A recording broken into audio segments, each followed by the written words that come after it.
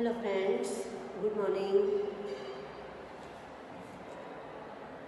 हमने दूसरे लेसन के प्रश्न समझकर लिख लिए हैं। आपने लिख लिए होंगे। आपकी बुक नोट कभी भी मांगेगी तो आप नोट अपनी कंप्लीट रखना, वरना आपको परेशानी होगी। बराबर। अब लेसन नंबर 4 आज समझेंगे। चौथा लेसन है हमारा कर्मयोगी लाल बहादुर शास्त्री। लाल बहादुर शास्त्री का नाम तो आपने सुना ही होगा, सुना है ना? एसएस में, जिन्हें समाज विद्या कहते हैं। तो ये लाल बहादुर शास्त्री पर उसके आगे विशेषण लगाया है कर्मयोगी। कर्मयोगी यानी काम में जुड़े रहना, बैठना नहीं है, कुछ न कुछ करते रहना। तो ये कर्मयोगी लाल बहादुर शास्त्री। लेखक है उनके शंकर दयाल शर्मा। बराबर। अब शंकर दयाल शर्मा के बारे में हम कुछ समझेंगे। क्या समझेंगे? तो भारत के 9वें राष्ट्रपति श्री शंकर दयाल शर्मा का जन्म, राष्ट्रपति बन गए कौन से नंबर पर? 9वें नंबर पर।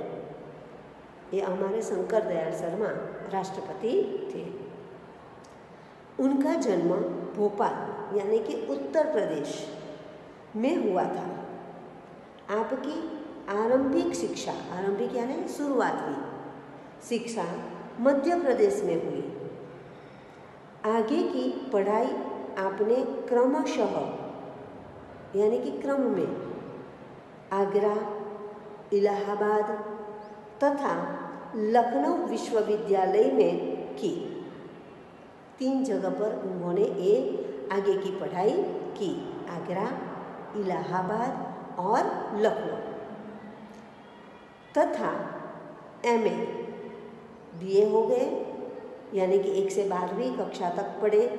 उसके बाद 3 साल कॉलेज के और फिर बीए हो गए। उसके बाद मास्टर डिग्री यानी कि एमए।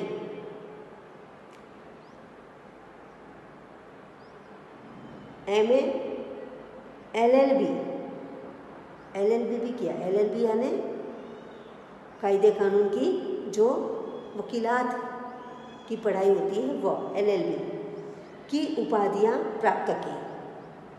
बाद में कैम्ब्रिज विश्वविद्यालय में पीएचडी की उपाधि अर्जित की यानी प्राप्त की।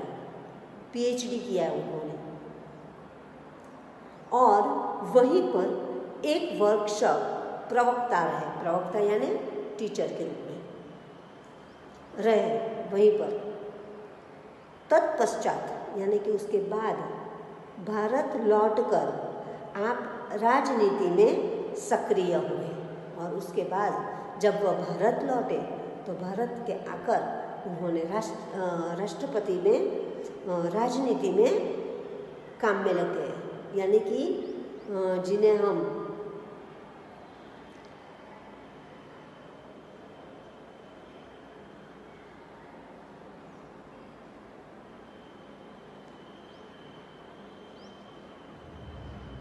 पॉलिटिक्स व राजनीति में लग गए। विधायक और सांसद के रूप में आरंभ हुई आपकी राजनीतिक यात्रा राज्यपाल, उपराष्ट्रपति और राष्ट्रपति के सर्वोच्च पद पर जाकर समाप्त हुई। यानी कि पहले वह राज्यपाल बने, उसके बाद वह उच्च राष्ट्रपति बने, उपराष्ट्रपति के बाद राष्ट्रपति बन गए। और इस तरह उन्होंने उनकी जो यात्रा थी वह वहाँ तक ले गए। हिंदी और अंग्रेजी दोनों भाषाओं में आपने अनेक पुस्तकें लिखी। यानी कि लाल बहादुर शास्त्री ने नहीं, पर कौन, शंकर दयाल शर्मा की बात की है। तो उन्होंने अंग्रेजी और हिंदी दोनों भाषाओं में लिखा है, जिनमें से कुछ इस प्रकार है। यानी कि अब पुस्तकों के नाम है देशमणि, हमारे पथ प्रदर्शक, पथ यानी रास्ता, प्रदर्शक हमें रास्ता दिखलाने वाला, प्रतिष्ठित भारतीय तथा हमारे चिंतन की मूलधारा। इतनी सारी पुस्तकें उन्होंने लिखी, और भी है पर ये मुख्य है। अब हमारा पाठ, हमारा लेसन जो जिसके बारे में है, उसकी कुछ बातें बताई है। तो कर्मयोगी लाल बहादुर शास्त्री रेखा चित्र में लेखक शास्त्री जी के व्यक्तित्व का विश्लेषण करते हुए यह निष्कर्ष प्रस्तुत करते हैं कि अपनी कर्मठता, कर्मठता यानी काम में जो लगते हैं, जो उत्साह बताते हैं, कोई भी काम हो उत्साह से वो करते हैं, तो कर्मठता के गुण के कारण लाल बहादुर शास्त्री एक अति सामान्य परिवार से उठकर देश के प्रधानमंत्री पद तक पहुँचे। यानी कि वह भी हमारे प्रधानमंत्री बन चुके हैं। वे कर्म को ही ईश्वर मानते थे, यानी कि काम करो बस, कर्मठता, काम में इच्छा रखने वाला, कर्मठता। कर्म के प्रति अटल आस्था एवं संपूर्ण समर्पण उनके जीवन विकास का मूलाधार था। मूल आधार ही उनका वही था कि काम करना, बराबर। इस इकाई में समाविष्ट मूल्य समर्पण भावना क्या है? समर्पण भावना,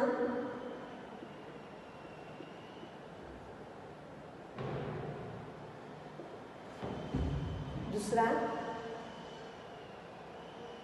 कर्तव्य निष्ठा,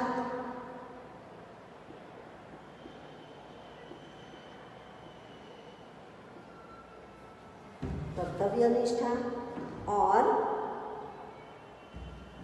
कर्मठता।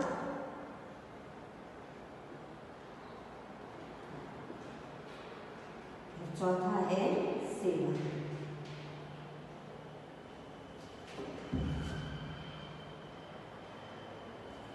बराबर, ये चार गुण लाल बहादुर शास्त्री के विशिष्ट गुण हैं।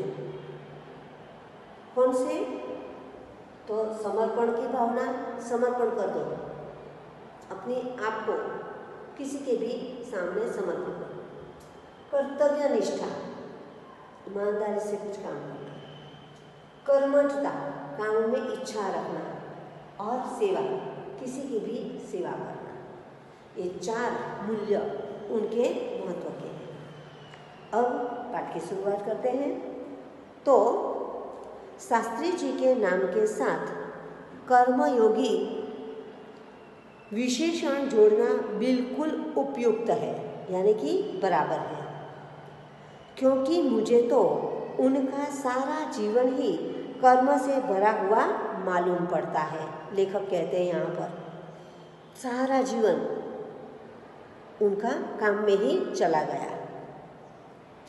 शास्त्री जी सामान्य परिवार से ऊपर उठकर देश के प्रधानमंत्री के जिस महत्वपूर्ण पद तक पहुँचे, उसका रहस्य उनके कर्मयोगी होने में ही छिपा हुआ है। यानी कि वह जो उच्च पद पर पहुँचे तो उसका श्रेय वह कर्म को ही देते हैं। एक के बाद एक के बाद एक के बाद एक काम करते ही रहे और वह उस कर्म से वहाँ तक पहुँचे। वे उन लोगों में भी नहीं थे, क्या कहते हैं, वे उन लोगों में भी नहीं थे जो भाग्य पर भरोसा करके बैठते रहते हैं। नसीब में होगा तो होगा, नसीब के ऊपर वह नहीं चलते थे, वह कर्म में आशा रखते थे। कर्म करो फल मिलेगा, मुझे इसका तो फल मिलेगा या नहीं मिलेगा तो मैं क्यों करूं, ऐसा नहीं। कर्म करो फल उसके आप मिलेगा, आप जैसा कर्म करोगे वैसा फल मिलेगा। परीक्षा है, परीक्षा में आपने पढ़ाई की भी है और नहीं भी की तो आपका रिजल्ट यानी कि परिणाम भी ऐसा ही आएगा। आपने मेहनत की ही नहीं तो परिणाम कुछ नहीं आएगा, पर आपने मेहनत बहुत की है तो आपका परिणाम भी बहुत ऊंचा आएगा। तो कर्म है, मेहनत करना वो कर्म है, तो कर्म करते जाओ। परीक्षा में मैं पास होगा या नहीं, जो पास होगा तो ही मैं पढ़ूँ तो वो गलत बात है। वो कैसे जान ले कि आप पास होंगे ही, है ना। तो जो लोग ऐसा सोचते हैं उन लोगों में ये लाल बहादुर शास्त्री नहीं थे। और अचानक कभी सफलता मिल जाती है, बल्कि वे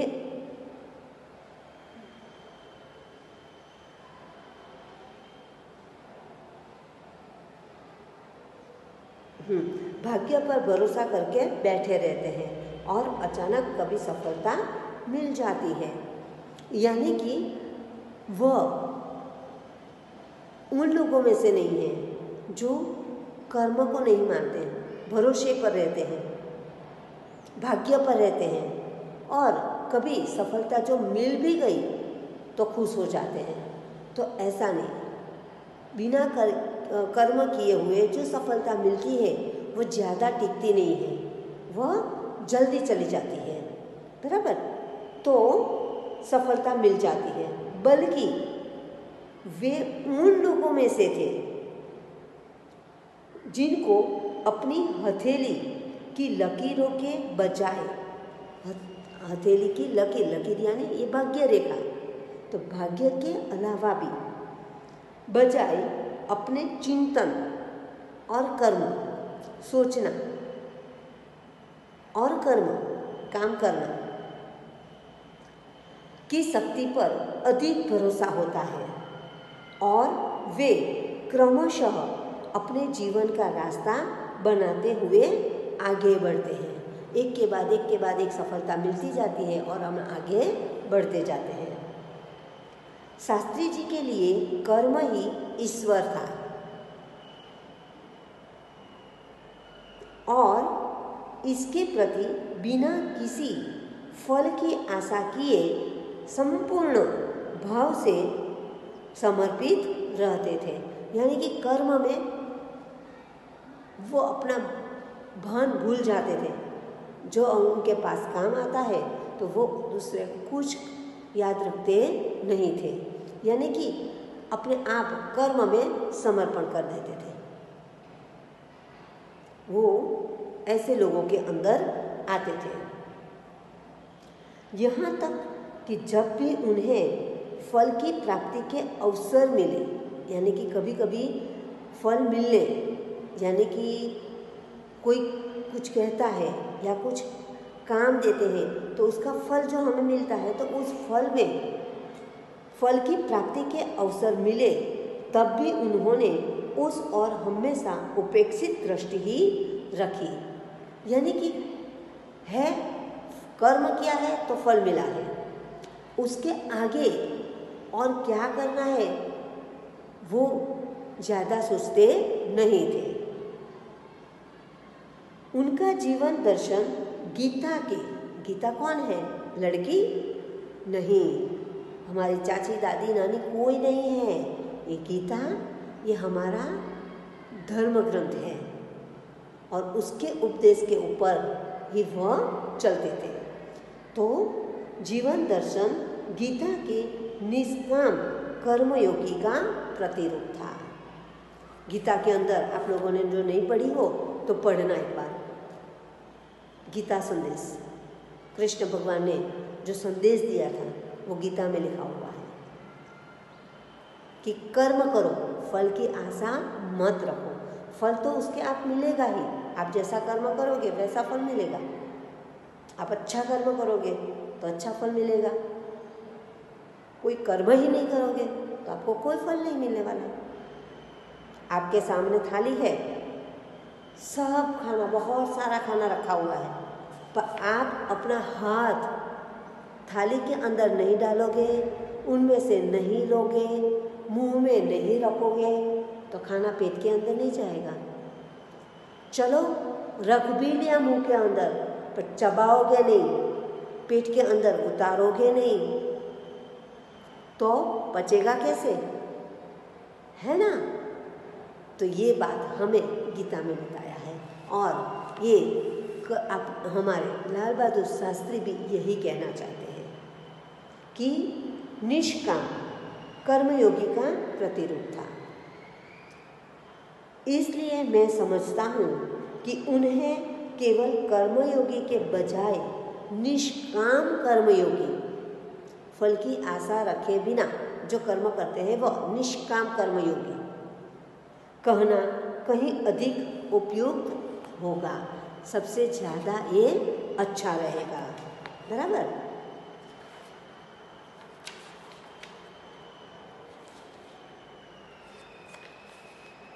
अब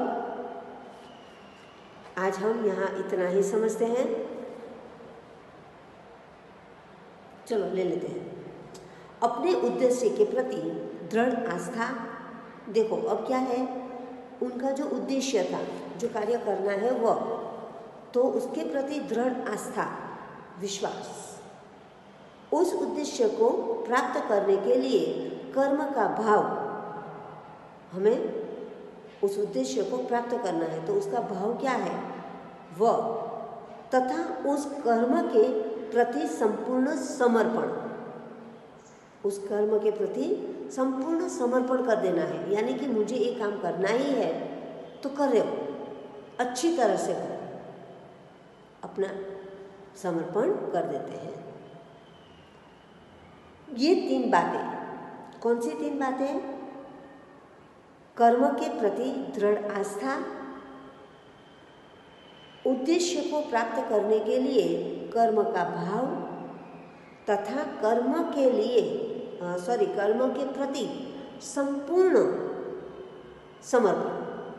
ये 3 बातें मुझे उनके संपूर्ण चरित्र तथा जीवन दर्शन में दिखाई पड़ती है।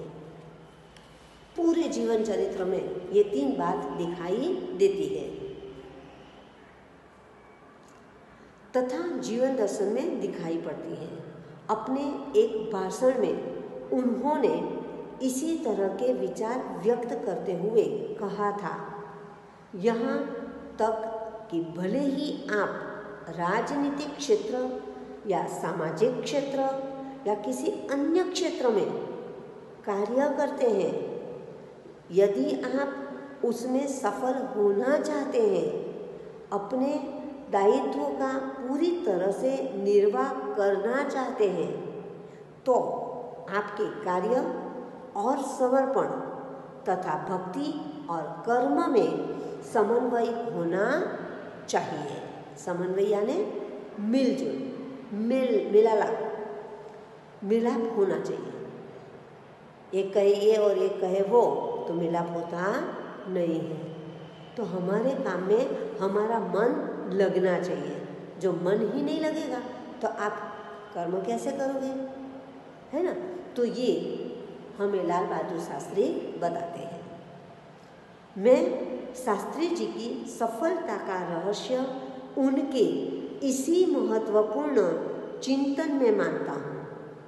साथ ही यह भी मानता हूँ कि किसी भी व्यक्ति, समाज और देश के विकास का रहस्य इसी भक्ति और कर्म के सिद्धांत में निहित है। भक्ति और कर्म में, भक्ति और कर्म में निहित है। हमें आगे बढ़ना हो तो हमारा विश्वास होना चाहिए, और हमारे काम के प्रति हमें निष्ठापूर्वक विश्वास से काम करना चाहिए, तभी हम सफल हो सकते हैं।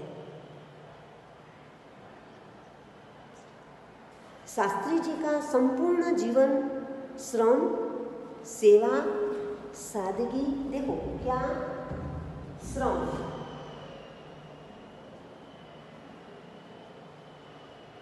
सेवा,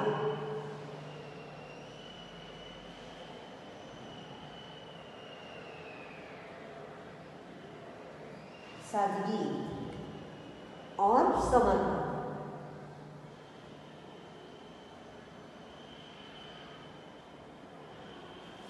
बराबर, ये 4 गुण होने चाहिए। श्रम यानी मेहनत, सेवा यानी किसी का जो कोई काम करते हैं वह निष्काम, निस्वार्थ भाव से करना है वह, सादगी यानी कि सरलता से, और समर्पण यानी कि अपने आप को उसके अंदर दे देना है, उसके अंदर पिरो देना है वह। तो शास्त्री जी का संपूर्ण जीवन श्रम, सेवा, सादगी और समर्पण का अनुपम उदाहरण है।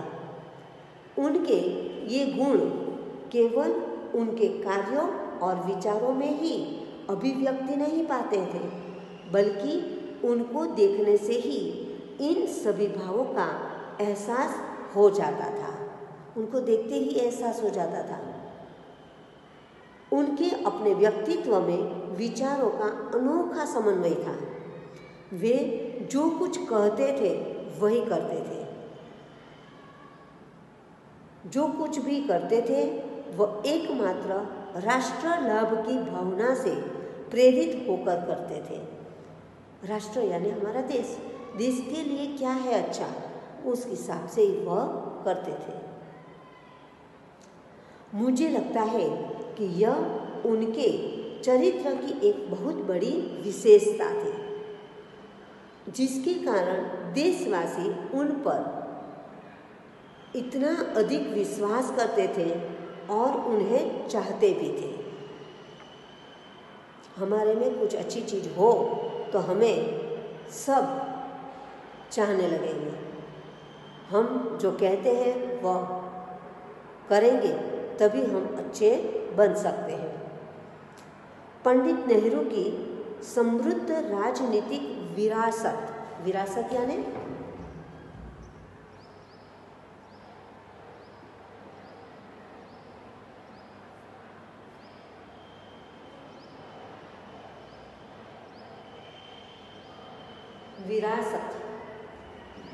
विरासत यानी हमारे पुरखों का जो हमें मिलता है वह,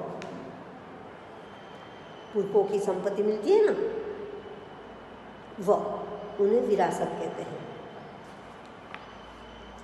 तो विरासत को संभालना और उसे आगे ले जाने का, जैसे कि हमारे दादा कोई धंधा करते हैं, घर का ही खुद का धंधा हो, बिजनेस हो, और वह हमारे दादा ले लें, दादा के बाद हमारे पापा ले लें, पापा के बाद हमारे जो भाई बहन हैं उनमें से कोई एक संभाल ले, तो वह विरासत, बराबर।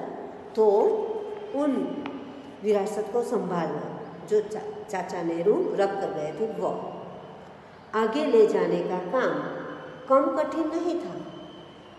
वो कठिन था, कम कठिन नहीं था, यानी कि बहुत कठिन था, फिर भी वह कार्य उन्होंने सफल कर दिया। लेकिन देश ने उस समय वह साफ साफ देखा कि उसे संभालने की ताकत शास्त्री जी में ही है, यानी कि यह कार्य शास्त्री जी ही कर सकते हैं। जो हमारे चाचा नेहरू विरासत जो रख गए, वह विरासत संभालने का कार्य लाल बहादुर शास्त्री ही कर सकते थे, ऐसा उन लोगों ने देखा। और शास्त्री जी ने अपने निर्मल चरित्र, निर्मल यानी स्वच्छ चरित्र यानी उनका जो स्वभाव है, चरित्र है वह,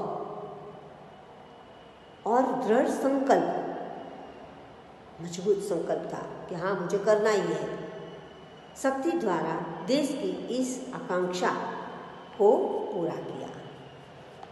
तो इस तरह उन्होंने जो हमारे चाचा नेहरू विरासत रख गए हैं, उन समृद्ध विरासत को संभाली। आज हम इतना ही समझेंगे। अगला पाठ पढ़कर आप समझने का प्रयत्न करोगे और नए पन्ने से हमारे शब्दार्थ लेसन के लिख लोगे। बराबर? Thank you.